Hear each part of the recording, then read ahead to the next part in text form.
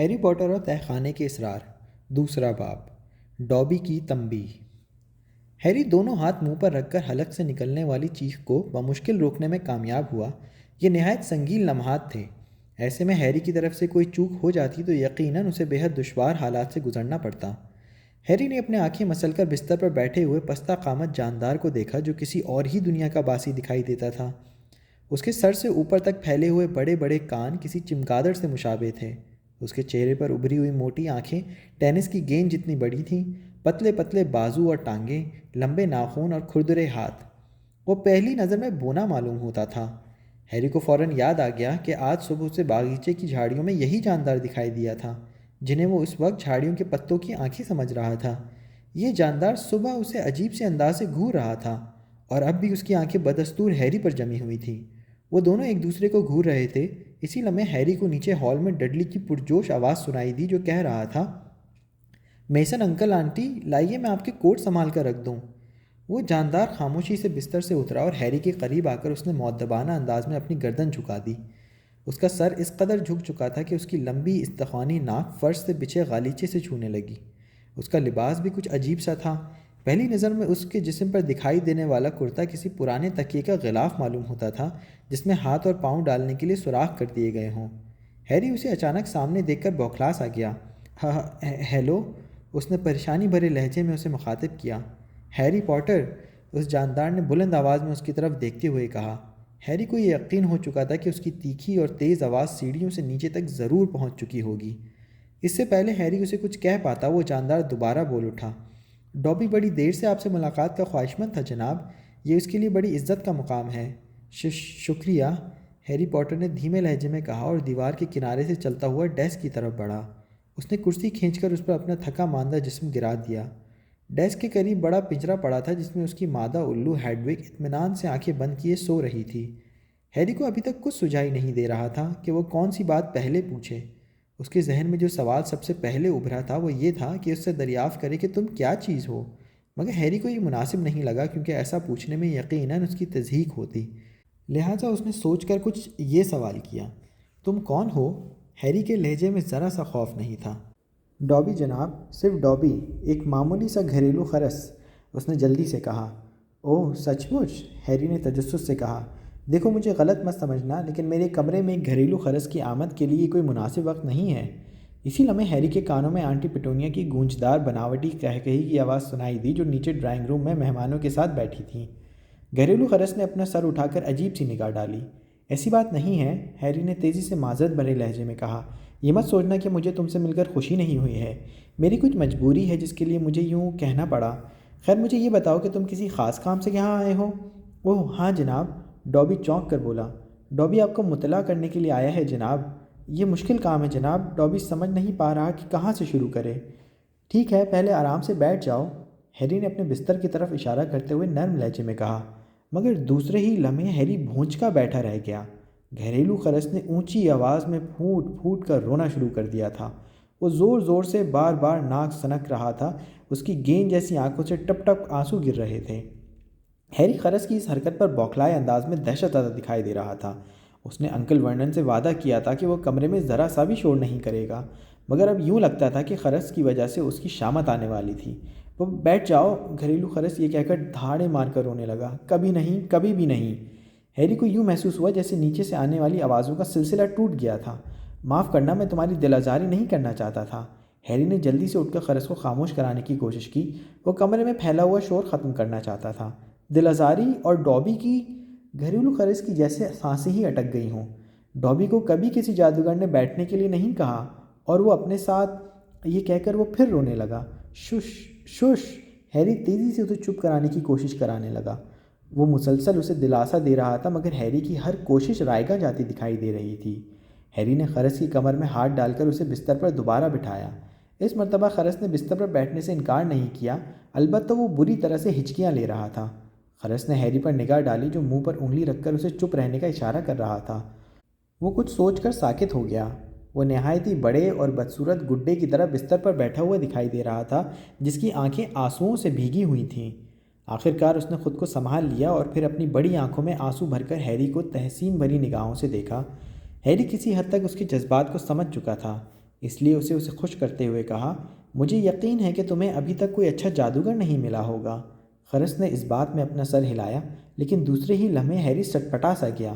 خرس تیزی سے اچھل کر بستر پر سے اٹھا اور قریب موجود کھڑکی کے پٹ پر زور زور سے سر پٹکنے لگا۔ وہ ساتھ تیز آواز میں چیخ رہا تھا، ڈوبی بہت برا ہے، ڈوبی بہت برا ہے، ایسا مت کرو، یہ تم کیا کر رہے ہو؟ ہیری بدحواسی میں غرا کر بولا۔ ساتھ ہی ہیری نے اچھل کر خرس کو دبوچا اور زبردستی دوبارہ اپنے بستر پر بٹھا دیا۔ اس اچھل کود کے باعث الو ہیڈوگ کی آنکھیں کھل گئیں۔ اس نے ہیری کو قریب پا کر حلق سے تیز کٹیلی آواز نکالی اور پنجرے میں بری طرح پھڑپڑانے لگا۔ اس کے پھڑپڑاتے ہوئے پر پنجرے کی جالی پر بے تحاشا شور پیدا کر رہے تھے۔ بگڑتی ہوئی صورتحال دیکھ کر ہیری کو اپنے ہاتھ پیر پھولتے ہوئے محسوس ہوئے۔ ڈوبی کو خود سزا دینی ہی تھی جناب، گھریلو خرس نے بے ہنگم انداز میں ہیری کو دیکھ کر کہا۔ ڈوبی نے اپنے مالک کی برائی کی تھی جناب۔ تمہارا مالک؟ ہیری چونک اٹھا۔ وہ جادوگر گھرانہ جہاں ڈوبی غلام ہے جناب۔ ڈوبی ایک گھریلو خرس ہے۔ ڈوبی زندگی بھر اس گھرانے کی خدمت کرنے کے لیے مجبور ہے جناب، ڈوبی نے بتایا۔ کیا انہیں یہ بات معلوم ہے کہ تم یہاں موجود ہو؟ ہیری نے الجھے ہوئے لہجے میں دریافت کیا۔ یہ سن کر ڈوبی کانپ کر رہ گیا۔ نہیں جناب، بالکل نہیں۔ آپ سے ملنے کے لیے آنے پر ڈوبی خود کو بہت بری سزا دے گا۔ اس حرکت کے لیے ڈوبی خود کو کبھی معاف نہیں کرے گا۔ وہ اپنے کان اوون کے دروازے میں ڈال کر اسے بند کر دے گا۔ اگر انہیں کبھی یہ معلوم ہو گیا جناب، ڈوبی نے خوفزدہ لہجے میں کہا۔ دیکھو، اگر تم نے اپنے کان اوون کے دروازے میں ڈال دیے تو کیا تمہارے مالک کا دھیان اس طرف نہیں جائے گا؟ کیا تم سے اس کا سبب نہیں پوچھے گا؟ ہیری نے کہا۔ ڈوبی کو اس بات میں شک ہے جناب۔ ڈوبی کسی نہ کسی خطا کے لیے ہمیشہ خود کو سزا دیتا رہتا ہے جناب۔ وہ ڈوبی کو ایسا کرنے سے کبھی نہیں روکتے جناب۔ کئی بار تو وہ خود ڈوبی کو یاد دلاتے ہیں کہ اس نے فلاں غلطی میں خود کو سزا نہیں دی ہے، ڈوبی نے بتایا۔ اگر ایسا ہے تو تم انہیں چھوڑ کیوں نہیں دیتے؟ وہاں سے بھاگ کیوں نہیں جاتے؟ ہیری کو اس کی حالت پر بے حد ترس آیا۔ گھریلو خرس کو ہمیشہ آزاد کرنا پڑتا ہے جناب۔ وہ گھرانہ ڈوبی کو کبھی آزاد نہیں کرے گا۔ ڈوبی کو مرتے دم تک اس گھرانے کی غلامی کرنا پڑے گی جناب۔ خرس کی آنکھوں میں بے بسی جھلک رہی تھی۔ ہیری یہ سن کر اسے گھورنے لگا۔ اور میں اس بات پر پریشان ہو رہا تھا کہ تم مجھے یہاں 4 ہفتے مزید قیام کرنا پڑے گا۔ تمہاری باتیں سن کر تو مجھے انکل ڈرسلی لگ بھگ انسان لگ رہے ہیں۔ کیا کوئی تمہاری مدد کر سکتا ہے؟ کیا میں ایسا کر سکتا ہوں؟ ہیری ہمدردی بھرے لہجے میں بولا۔ دوسرے لمحے ہیری کو اپنی غلطی کا احساس ہو گیا کیونکہ اسے ایسا نہیں کہنا چاہیے تھا، مگر بات منہ سے نکل چکی تھی۔ ڈوبی پر پھر سے جذباتی دورہ پڑ چکا تھا۔ وہ اظہار ممنونیت کے طور پر زور زور سے واویلا مچانے لگا۔ ہیری بے چین ہو کر کسمسایا۔ میرے حال پر رحم کھاؤ، مہربانی کر کے سکون سے بیٹھ جاؤ۔ اگر انکل ڈرسلی کو یہ معلوم ہو گیا یا انہوں نے سن لیا کہ تم یہاں موجود ہو تو… ہیری پریشانی کے عالم میں مٹھیاں بھینچنے لگا۔ ہیری پوٹر پوچھ رہے ہیں کہ کیا وہ ڈوبی کی مدد کر سکتے ہیں؟ ڈوبی نے آپ کی عظمت کے بارے میں محض سن رکھا تھا جناب، لیکن ڈوبی کو یہ معلوم نہیں تھا کہ آپ اتنے رحم دل ہیں۔ خرس کی بات سن کر ہیری کا چہرہ سرخ ہو گیا۔ تم نے میری عظمت کی جو بھی کہانیاں سن رکھی ہیں وہ سب بکواس ہیں۔ میں ہاگورڈ اسکول میں اپنی کلاس میں کبھی فرسٹ نہیں آیا، ہرمائنی فرسٹ آتی تھی۔ وہ… ہیری اپنا جملہ ادھورا چھوڑ دیا کیونکہ ہرمائنی کا خیال آتے ہی اپنے من میں اسے گہری اذیت محسوس ہوئی تھی۔ ڈوبی بدستور ٹکٹکی لگا کر اسے دیکھے جا رہا تھا۔ اس کی گیند جیسی آنکھیں اب چمک رہی تھیں۔ ہیری پوٹر، آپ بہت حلیم اور سادہ دل ہیں، ڈوبی نے مؤدبانہ لہجے میں کہا۔ ہیری پوٹر نے تو اس جادوگر کو ہرانے کا ذکر تک نہیں کیا جس کا ہم نام بھی نہیں لیتے۔ وولڈیمورٹ؟ ہیری نے اعتماد بھرے لہجے میں کہا۔ اس کا نام مت لیجیے جناب، مت لیجیے اس کا نام۔ ڈوبی اپنے چمگادڑ جیسے کانوں میں دونوں ہاتھ ٹھوستے ہوئے درد بھرے لہجے میں تل ملایا۔ معاف کرنا، ہیری جلدی سے بولا۔ میں بہت سے ایسے لوگوں کو جانتا ہوں جو اس کا نام لینا پسند نہیں کرتے، میرا دوست رون بھی۔ ہیری ایک بار پھر رک گیا۔ اس کی نظروں کے سامنے رون کا چہرہ آ گیا تھا۔ رون کا خیال اس کے لیے ہرمائنی جیسا تکلیف دہ تھا۔ ڈوبی نے ہیری کی طرف دیکھا اور اس کی آنکھیں کسی گاڑی کی ہیڈ لائٹس کی طرح چوڑی ہوتی ہوئی دکھائی دے رہی تھیں۔ وہ بھرائی ہوئی آواز میں بولا، ڈوبی نے سنا ہے کہ ابھی کچھ ہفتے پہلے ہی ہیری پوٹر اس شیطانی جادوگر سے دوسری مرتبہ ٹکرائے تھے اور ایک بار پھر ہیری پوٹر بچ گیا۔ ہیری نے سر جھکایا اور ڈوبی کی آنکھیں اچانک آنسوؤں سے چمکنے لگیں۔ اس نے گندے تکیا جیسی جو چیز پہن رکھی تھی اس کے ایک کونے سے اپنا منہ پوچھتے ہوئے سسکی لی۔ آہ جناب، ڈوبی کسی قدر ہانپتے ہوئے بولا۔ ہیری پوٹر بے باک، بہادر اور حوصلہ مند ہے۔ وہ بہت سے خطروں کا سامنا کر چکے ہیں، لیکن ڈوبی ہیری پوٹر کو بچانے آیا ہے، انہیں خبردار کرنے آیا ہے۔ اس خطا کے جرم میں بے شک ڈوبی کو اپنے کان دہکتے ہوئے اوون میں کیوں نہ رکھنے پڑیں، ہیری پوٹر کو ہاگورڈ واپس نہیں جانا چاہیے۔ کیا؟ ہیری پوٹر اپنی جگہ دم بخود رہ گیا۔ لیکن مجھے واپس جانا ہی ہوگا۔ اسکول 1 ستمبر کو کھل جائے گا اور نئی کلاسیں شروع ہو جائیں گی۔ اسکول جانے کی وجہ سے میں یہاں یہ سب کچھ برداشت کر رہا ہوں۔ اسی تصور نے تو میری ہمت کو بڑھاوا دے رکھا ہے۔ تم نہیں جانتے کہ یہاں رہنا کتنا مشکل ہے۔ میری جگہ ان لوگوں کی دنیا میں نہیں ہے، میری جگہ تمہاری دنیا میں ہے، ہیری نے ہکلاتے ہوئے کہا۔ نہیں نہیں نہیں، ڈابی نے اپنا سر اطراف میں بری طرح پٹکتے ہوئے کہا۔ اس کے کان ہوا کے دوش پر پھڑپڑانے لگے۔ ہیری پوٹر کو اسی دنیا میں رکنا چاہیے، یہاں وہ ہر طرح سے محفوظ ہے۔ ہیری پوٹر نہیں جانتے کہ وہ نہایت عظیم ہے، نہایت نیک دل ہیں، اتنے زیادہ ملنسار ہیں کہ انہیں گنوایا نہیں جا سکتا۔ اگر ہیری پوٹر بضد ہو کر ہاگورٹ اسکول جائیں تو وہ جان لیں کہ ان کی جان کو شدید خطرہ ہے۔ کیسا خطرہ؟ ہیری پوٹر نے حیرت سے پوچھا۔ ایک سازش ہے ہیری پوٹر۔ اس سال ہاگورٹ اسکول برائے جادوگری و پراسرار علوم میں خوفناک اور بھیانک حادثے برپا ہونے والے ہیں۔ ڈابی نے جوش میں بول گیا، مگر دوسرے ہی لمحے اس کے جسم میں لرزہ طاری ہو گیا۔ اس کا چہرہ خوف سے سفید ہو چکا تھا۔ ڈابی یہ بات مہینوں سے جانتا ہے جناب، ہیری پوٹر کو اپنی زندگی خطروں میں نہیں ڈالنی چاہیے۔ آپ کی زندگی بہت قیمتی ہے جناب۔ کیسے بھیانک حادثے؟ یہ سازش کون کر رہا ہے؟ ہیری پوٹر نے جلدی سے پوچھا۔ ڈابی یہ سن کر دونوں ہاتھوں کی گرفت اپنے گلے پر جما دی اور پوری شدت سے دبانے لگا۔ گلے رونتے ہوئے اس کے حلق سے عجیب سی قرقراہٹیں نکلنے لگیں، اور پھر اس نے اسی پر اکتفا نہیں کیا بلکہ بستر سے اٹھ کر دیوار کے پاس پہنچ گیا اور وہ زور زور سے دیوار پر سر پٹک رہا تھا۔ کمرے میں بے ہنگم شور پھیل گیا۔ ڈابی نہ صرف خود کو اذیت دے رہا تھا بلکہ ساتھ واویلا مچا رہا تھا۔ ہیری پوٹر تیزی سے اس کی طرف بڑھا اور اس کا بازو پکڑ کر تیز لہجے میں بولا، ٹھیک ہے، میں سمجھ گیا ہوں کہ تم نہیں بتا سکتے، مگر یہ تو بتا دو کہ تم مجھے خبردار کرنے کے لیے کیوں آئے ہو۔ پھر اچانک ہیری کے ذہن میں ایک اور خیال کوندا تو وہ جلدی سے بولا، کیا ان حادثات کا تعلق معاف کرنا تم جانتے ہو کون سے اس سازش کا تانا بانا جڑا ہوا ہے؟ ڈابی یہ سن کر ایک بار پھر دیوار کی طرف گھوم گیا۔ ٹھہرو، تم اگر زبان سے نہیں بتا سکتے تو صرف سر کے اشارے سے ہاں یا نہ میں بتا دو۔ ہیری کو فوراً یاد آ گیا تھا کہ وہ کیا کرنے والا تھا، اسی لیے اس نے ڈابی کی دیوانگی سے پہلو بچانے کی کوشش کی تھی۔ جو دیوار سے سر ٹکرانے والا تھا یک لخ رک گیا۔ اس نے اپنی گردن ہیری پوٹر کی طرف گھمائی۔ اس کی گیند جیسی آنکھوں میں کشمکش کے آثار دکھائی دے رہے تھے۔ ایک لمحے بعد اس نے انکار میں سر ہلا دیا۔ وہ نہیں ہے جناب جس کا ہم نام نہیں لے سکتے، ڈابی نے دھیمے انداز میں کہا، مگر ہیری کو اس کے لہجے میں غیر یقینی کی جھلک محسوس ہوئی۔ ڈابی کی آنکھوں میں ایسی چمک موجود تھی جو اسے غیر محسوس انداز میں سراغ دینے کی کوشش کر رہی تھی۔ ہیری نے سوچا ممکن ہے کہ ڈابی براہ راست وولڈیمورٹ کی طرف اشارہ نہیں کرنا چاہتا، مگر اسے یہی باور کرانا چاہتا ہے کہ ان حادثوں کا واسطہ کسی نہ کسی طرح اسی سے جڑا ہے، مگر یہ کوئی حتمی بات نہیں تھی۔ ہیری کسی نتیجے پر نہیں پہنچ سکا کیونکہ ڈابی نے اپنا تعلق کسی جادوگر گھرانے سے بتایا تھا، اور جہاں تک ہیری کو معلوم تھا کہ وولڈیمورٹ کا کوئی گھر بار نہیں تھا اور نہ ہی اس کے والدین کی کوئی خبر تھی۔ یہ بات تو وہ سمجھ چکا تھا کہ ڈابی کا مالک کسی نہ کسی طرح اس سازش میں حصے دار ہے جس کی بدولت ڈابی کو یہ سب معلوم ہوا ہے، جس کا نام نہیں لیتے، کہیں اس کا کوئی بھائی تو نہیں ہے؟ ہیری نے اپنا شک دور کرنا چاہا۔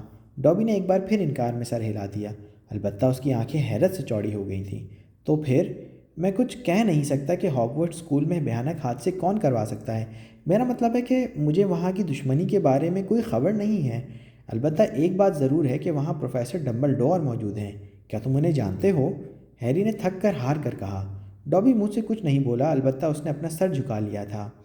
البرٹس ڈمبلڈور، ڈابی کچھ توقف کے بعد بولا، ہاگورٹ اسکول کے اب تک کے تمام اساتذہ میں سب سے زیادہ باشعور اور عقل مند ہیڈ ماسٹر ہیں۔ ڈابی یہ بات جانتا ہے جناب۔ ڈابی نے یہ بھی سن رکھا ہے کہ جس کا نام نہیں لیتے جب اپنی تمام تر طاقتوں سے لیس تھا اس وقت بھی وہ ڈمبلڈور کی جادوئی قوتوں کا بھرپور مقابلہ نہیں کر پایا اور نہ ہی ان سے جیت سکا۔ ڈابی دھیمے انداز میں بولا، مگر جناب ایسی کچھ جادوئی قوتیں ہیں جن کا ڈمبلڈور کبھی، ایسی کچھ طاقتیں ہیں جن کا کوئی بھلا جادوگر کبھی، وہ کچھ کہنا چاہتا تھا مگر اس نے اپنے فقرے ادھورے چھوڑ دیے۔ اس سے پہلے ہیری کوئی بات کرتا، ڈابی نے بستر سے چھلانگ لگائی اور ڈیسک پر چڑھ گیا۔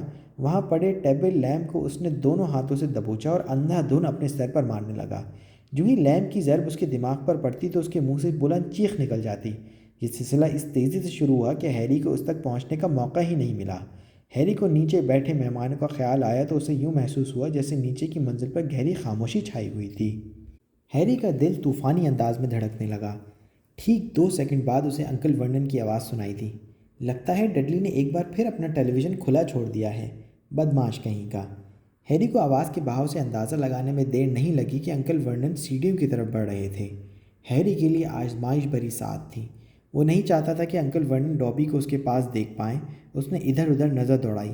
جلدی اس الماری میں گھس جاؤ، ہیری نے بوکھلائے ہوئے انداز میں کہا۔ ڈابی اس کی گھبراہٹ پر خاموش ہو چکا تھا۔ اس نے کوئی مدافعت نہیں کی۔ ہیری نے اسے دبوچ کر جلدی سے الماری میں ٹھونس دیا اور پٹ بند کر دیا۔ اسی لمحے اسے دروازے کا ہینڈل گھومتا ہوا دکھائی دیا۔ ہیری لپک کر بستر پر جا بیٹھا۔ دروازہ کھلتے ہی انکل ورنن کا کھولتا ہوا چہرہ دکھائی دیا۔ شیطان کی اولاد، تم یہاں کیا کر رہے تھے؟ تم نے میرے شاندار لطیفے کا سارا مزہ کرکرا کر کے رکھ ڈالا۔ کان کھول کر سن لو، اب اگر تم نے ذرا سی بھی آواز نکالی تو میں تمہارے ساتھ ایسا خوفناک سلوک کروں گا کہ تم یہ تمنا کرنے پر مجبور ہو جاؤ گے کہ کاش تم کبھی پیدا ہی نہ ہوئے ہوتے، سمجھے؟ انکل ورنن نے اپنا چہرہ ہیری کے قریب لا کر دانت کٹکھٹاتے ہوئے کہا۔ اس سے پہلے ہیری کچھ جواب دیتا وہ کمرے سے الٹ پیر لوٹ گئے۔ ہیری کا بدن خوف کی شدت سے بری طرح کانپ رہا تھا۔ کچھ لمحوں بعد ہیری کو ڈابی کا خیال آیا۔ اس نے لرزتے ہاتھوں سے الماری کھولی اور وہاں ڈابی کھڑا تھا۔ دیکھ لیا یہاں پر کیسا ماحول ہے، میرے ساتھ کیسا برتاؤ ہوتا ہے۔ اب تو تمہیں سمجھ آ گیا ہوگا کہ مجھے دوبارہ ہاگورٹ کیوں جانا ہے۔ وہی اکلوتی جگہ ہے جہاں میرا سب کچھ ہے، یعنی جس کے بارے میں سوچتا ہوں، جہاں میرے دوست ہیں۔ ہیری نے ہانپتے ہوئے سرگوشی کی۔ ڈابی کے چہرے پر عجیب سی اذیت دکھائی دے رہی تھی۔ دوست جو ہیری پوٹر کو خط بھی نہیں لکھتے؟ اس نے چالاکی سے پوچھا۔ مجھے امید ہے کہ وہ صرف… ہیری بولتے بولتے رک گیا۔ ٹھہرو، تمہیں یہ بات کیسے پتہ کہ میرے دوست مجھے خط نہیں لکھ رہے ہیں؟ ڈابی بوکھلا سا گیا۔ وہ ادھر ادھر پاؤں کرنے لگا۔ وہ اب ہیری سے نگاہیں چرا رہا تھا۔ ہیری کو کچھ سمجھ آنے لگا۔ اس نے تیوریاں چڑھا کر اسے گھورا۔ ہیری پوٹر جناب، ڈابی پر غصہ مت ہوں۔ ڈابی نے یہ سب ہیری پوٹر کی بھلائی کے لیے کیا تھا۔ وہ زمین پر دیکھتے ہوئے بولا۔ کیا تم نے میرے خط بیچ میں روک لیے تھے؟ ہیری پوٹر کے جسم کو بری طرح جھٹکا لگا۔ ڈابی کے پاس تمام ہیری پوٹر کے خطوط محفوظ ہیں جناب، گھریلو خرس دھیمے سے بولا۔ ڈابی ہیری سے کچھ پیچھے ہٹ گیا۔ اس نے اپنا ایک ہاتھ اپنے تکیہ کے غلاف جیسے لباس کے اندر گھسا دیا۔ ہیری اب اسے کھا جانے والی نظروں سے اس کی طرف دیکھ رہا تھا۔ دوسرے پل اس کا ہاتھ لباس سے برآمد ہوا۔ اس کے ہاتھوں میں خطوط کا موٹا پلندہ موجود تھا۔ اس نے خطوط کے پلندے میں سے ایک ایک خط نکال کر ہیری کو دکھانا شروع کیا۔ ہیری نے پہلے خط پر ہرمیونی کی صاف ستھری تحریر کو آسانی سے پہچان لیا۔ دوسرا خط اس کے دوست رون کا تھا، جس کی لکھائی کچھ زیادہ صاف نہیں تھی۔ ایک خط پر اس کا نام گھسیٹا مار کر گچمچے انداز سے لکھا ہوا دکھائی دے رہا تھا، جو کہ یقیناً ہیگرڈ کا معلوم ہوتا تھا۔ ہیری نے اپنی توجہ خطوط سے ہٹا کر ڈابی پر مرتکز کر لی۔ ڈابی یہ دیکھ کر کچھ پریشان ہو گیا۔ اس نے جلدی سے پلکیں جھکوا لیں۔ ہیری پوٹر غصہ مت کیجیے۔ ڈابی کو یہ امید تھی کہ اگر ہیری پوٹر کو یہ محسوس ہو کہ اس کے دوست اسے بھول چکے ہیں تو وہ دوبارہ ہاگورٹ نہیں جائے گا جناب، ڈابی نے آہستگی سے بولا۔ ہیری نے اس کی بات سنی انسنی کرتے ہوئے تیزی سے خطوط پر جھپٹا مارنے کی کوشش کی، مگر ڈابی کو شاید پہلے ہی اس کا اندازہ تھا، اس لیے وہ سرعت کے ساتھ وہاں سے ہٹ گیا۔ ہیری اپنی ناکامی پر دانت پیسنے لگا۔ ڈابی نے ہیری کو روکنے کا اشارہ کیا۔ ہیری پوٹر کے یہ سارے خطوط مل سکتے ہیں جناب، اگر وہ ڈابی سے وعدہ کر لیں کہ وہ ہاگورٹ واپس نہیں جائیں گے۔ دیکھیے جناب، وہاں جانا نہایت خطرناک ہے، آپ کو اتنا بڑا خطرہ مول نہیں لینا چاہیے۔ بس اتنا کہہ دیجیے جناب، آپ نہیں جائیں گے۔ ہرگز نہیں، ہیری غصے سے بپھرتا ہوا غرایا۔ مجھے میرے دوستوں کے خطوط واپس دو۔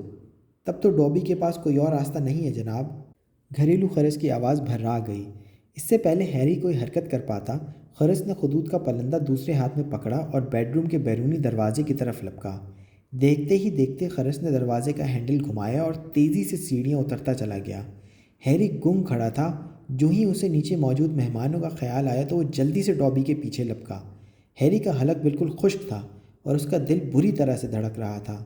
ہیری پوری کوشش کر رہا تھا کہ کسی قسم کی آواز نہ ہونے پائے۔ افراتفری کے عالم میں وہ آخری 6 سیڑھیاں ایک ہی جست میں پار کر گیا۔ وہ خود کو سنبھال نہ پایا اور ہال کے غالیچے پر بلی کی مانند جا گرا۔ اس نے سر اٹھا کر ڈابی کو ادھر ادھر دیکھا۔ بیٹھک میں مہمان موجود تھے۔ اسی لمحے اس کے کانوں میں انکل ورنن کی آواز سنائی دی۔ مسٹر میسن، برائے کرم آپ پتونیا کو امریکی نل سازوں کا وہ مزیدار قصہ سنائیے، وہ اسے سننے کے لیے بڑی بیتاب ہے۔ ہیری نظر بچا کر ہال میں سے دوڑتا ہوا باورچی خانے میں آ گھسا۔ وہاں کا منظر دیکھتے ہی ہیری کو اپنی جان نکلتی ہوئی محسوس ہوئی۔ آنٹی پٹونیا کی بنائی ہوئی بہترین پڈنگ، کریم کا برتن اور مٹھائی، سب کچھ چھت کے پاس ہوا میں تیر رہا تھا۔ ڈابی ایک الماری کے اوپر دبکا ہوا دکھائی دے رہا تھا۔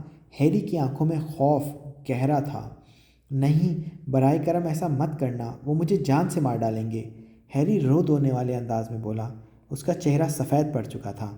ہیری پوٹر اگر یہ کہہ دیں کہ وہ اسکول واپس نہیں جائیں گے تو؟ ڈابی ایسا مت کرو، ہیری اس کا جملہ کاٹتے ہوئے تڑپ کر بولا۔ کہہ دیجئے جناب، ڈابی ضد کرتے ہوئے بولا۔ میں یہ نہیں کہہ سکتا، ہیری سر انکار میں ہلاتے ہوئے بولا۔ تب تو ڈابی کو یہ کرنا ہی ہوگا جناب، ہیری پوٹر کے بھلے کے لیے۔ ڈابی نے اسے دکھ بھری نظروں سے دیکھا۔ ہیری کی سانس حلق میں اٹک کر رہ گئی تھی۔ آنٹی پیٹونیا کی بنائی ہوئی پڈنگ ایک خوفناک آواز کے ساتھ فرش پہ گر گئی۔ شیشے کا برتن چھناکے کے ساتھ ٹوٹ گیا اور اس میں موجود کریم فرش، دیواروں اور کھڑکیوں پر پھیل گئی۔ مٹھائی بھی کچھ الگ منظر پیش نہیں کر رہی تھی۔ صاف ستھرا باورچی خانہ غلاظت اور گندگی کا شاہکار بن چکا تھا۔ اسی لمحے ہیری کی سماعت میں چھڑی گھمانے کی سی آواز آئی۔ اس نے چونک کر الماری کی طرف دیکھا۔ اس سے خوفناک ترین لمحات میں تنہا چھوڑ کر ڈابی غائب ہو چکا تھا۔ باورچی خانے میں ٹوٹ پھوٹ کی آواز بیٹھک تک جا پہنچی تھی۔ ہیری کے کانوں میں آنٹی پیٹونیا کی چیخنے کی آواز گونجی۔ دوسرے ہی لمحے اسے کسی کے قدموں کی چاپ سنائی دی۔ انکل ورنن کا چہرہ نمودار ہوا جو ہیری کو غصے بھری نظروں سے دیکھ رہے تھے۔ ہیری پڈنگ اور کریم میں نہایا ہوا دکھائی دے رہا تھا۔ ان کے پیچھے دوسرے لوگ بھی وہاں پہنچ چکے تھے۔ ہمارا بھانجا ہے، تھوڑا پاگل ہے، اجنبیوں سے اسے ملنا جلنا پسند نہیں ہے، اسی لیے ہم اسے ہمیشہ اوپر کی منزل تک ہی محدود رکھتے ہیں۔ انکل ورنن نے مہمانوں کے سامنے صفائی دینے کی کوشش کی۔ ہیری کو ایسا لگا کہ جیسے وہ اپنی کوشش میں کامیاب ہو جائیں گے۔ مسٹر میسن ہکا بکا کھڑے ہیری کو دیکھ رہے تھے۔ اسی حیرانی اور پریشانی کے عالم میں انکل ورنن انہیں واپس بیٹھک میں لے گئے۔ لمحہ بھر میں ہیری کو انکل ورنن کا چہرہ دوبارہ دکھائی دیا۔ وہ اس پر دانت پیستے ہوئے غرائے، ذرا مہمانوں کو رخصت ہو لینے دو، میں تم سے وعدہ کیا ہے کہ مار مار کر تمہاری چمڑی نہ ادھیڑ کر رکھ دوں تو میرا نام ورنن نہیں۔ انکل ورنن دوبارہ چہرے پر بناوٹی مسکراہٹ پھیلا کر بیٹھک میں جا بیٹھے تھے۔ وہ ابھی سودے کے بارے میں بات چیت شروع ہی کر رہے تھے کہ ایک اور عجیب واقعہ رونما ہو گیا۔ ممکن تھا کہ وہ ہیری کی طرف سے صفائی دے کر معاملہ طے کرنے میں کامیاب ہو جاتے، مگر الو کی بے وقت اور اچانک آمد پر ان کے پاس کہنے کو کچھ نہیں تھا۔ آنٹی پیٹونیا کھانے کی میز کی بربادی کے بعد بیٹھک میں مہمانوں کے ساتھ ڈنر کے لیے میٹ بچھا رہی تھیں۔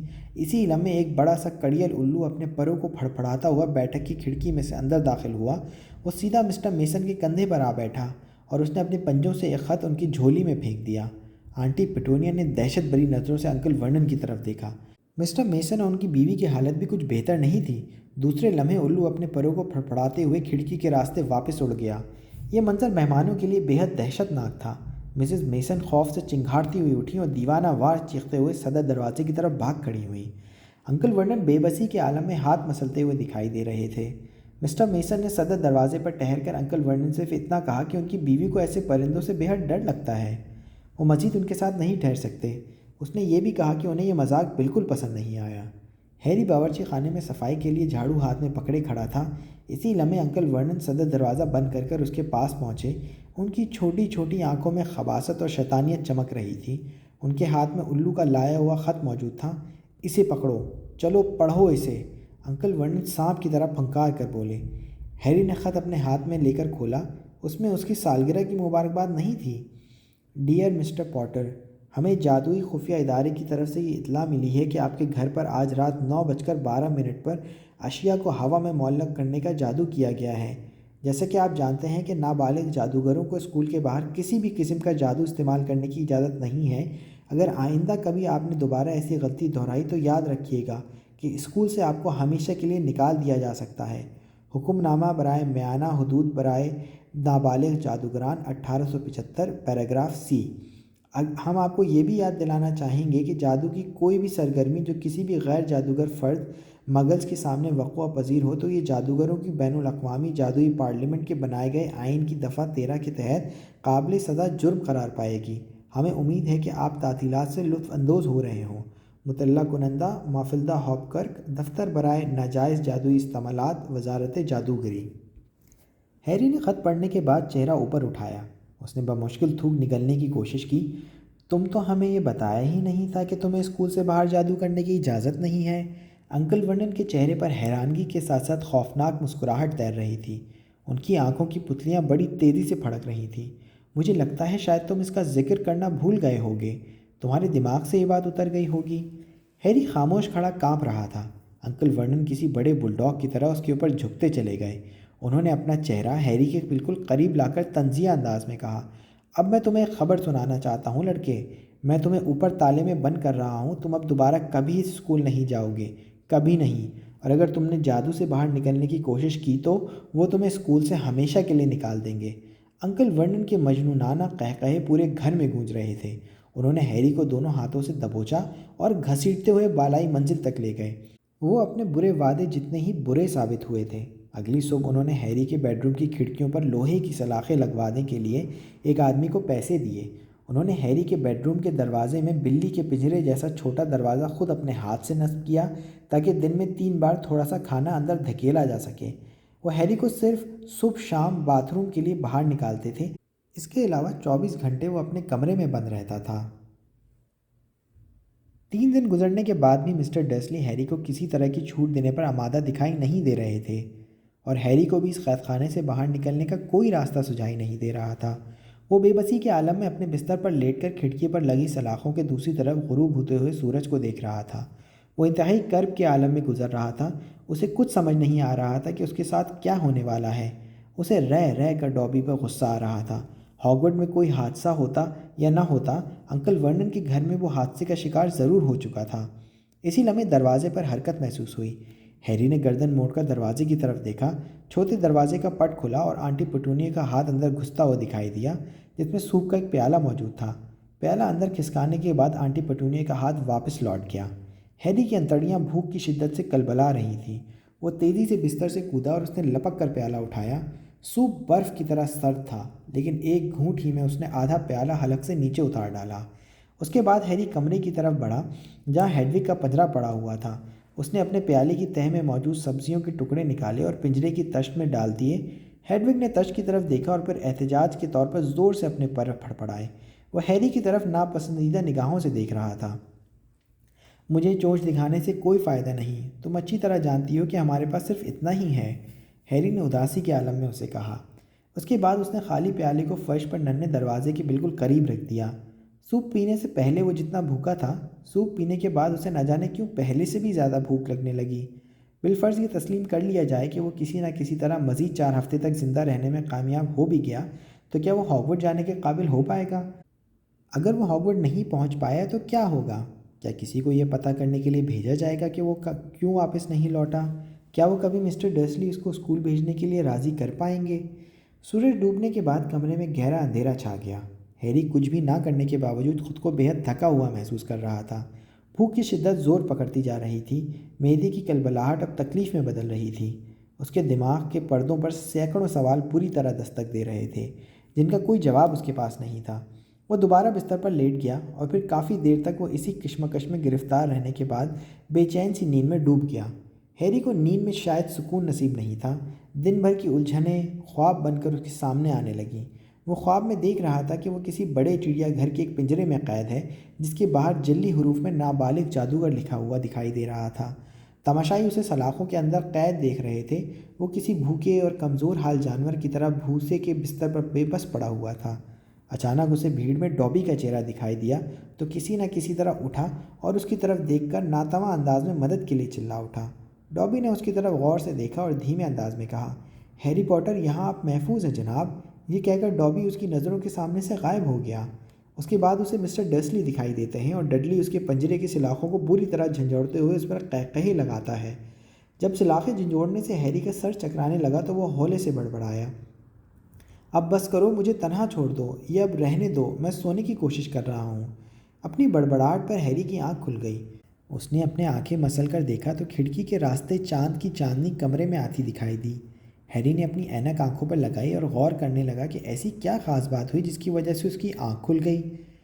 اسے یوں لگا جیسے سلاخوں کی دوسری طرف کوئی موجود ہے اور اسے دیکھ رہا ہے۔